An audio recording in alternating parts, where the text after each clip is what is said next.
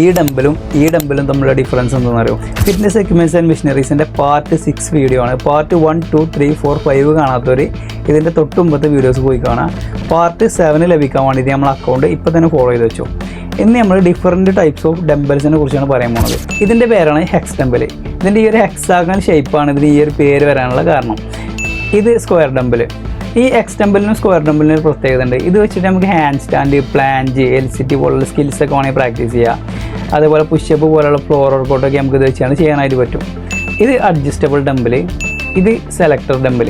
ഈ selector ഡംബലിൻ്റെ dial adjust ചെയ്ത് കഴിഞ്ഞാൽ നമുക്ക് ഇതിൻ്റെ വെയിറ്റ് കൂട്ടാനും കുറക്കാനൊക്കെ പറ്റും. ഇത് നിയോപ്രിൻ യൂസ് ചെയ്തിട്ടുണ്ടാക്കിയ ഡംബലായതുകൊണ്ട് നമുക്ക് ഇതിനെ നിയോപ്രിൻ ഡംബൽ എന്ന് പറയാം. ഇത് വിനൈൽ കോട്ടിങ്ങോട് കൂടിയിട്ടുണ്ടാക്കിയ ഡംബലായതുകൊണ്ട് ഇതിനെ നമുക്ക് വിനൈൽ ഡംബൽ എന്ന് പറയാം. ഇത് ക്രോം കോട്ടിങ്ങോട് കൂടിയിട്ടുണ്ടായ ഡംബലായതുകൊണ്ട് നമുക്ക് ഇതിനെ ക്രോം ഡംബൽ എന്ന് പറയാം. ഇത് റബ്ബർ ഡംബലാണ്. ഇത് ഫാറ്റ് ഗ്രിപ്പ് ഡംബൽ. ഇതിൻ്റെ ഹാൻഡിൽ നോക്കിക്കഴിഞ്ഞാൽ നമുക്ക് മനസ്സിലാവും കുറച്ചുകൂടി വണ്ണം കൂടുതലാണ്. ഇത് യൂസ് ചെയ്തിട്ട് നമ്മൾ വർക്കൗട്ട് ചെയ്യുകയാണെന്നുണ്ടെങ്കിൽ നമുക്ക് ഫോർ ആംസിനെ കൂടുതൽ ആക്ടിവേറ്റ് ചെയ്യാനും നമ്മൾ ഗ്രിപ്പിൻ്റെ സ്ട്രെങ്ത്ത് കൂട്ടാനും പറ്റും. അപ്പോൾ നമുക്ക് കുറച്ച് വെറൈറ്റി ഫിറ്റ്നസ് എക്യുപ്മെൻറ്റ്സുമായിട്ട് നമുക്ക് അടുത്ത വീഡിയോയിൽ കാണാം. ബൈ.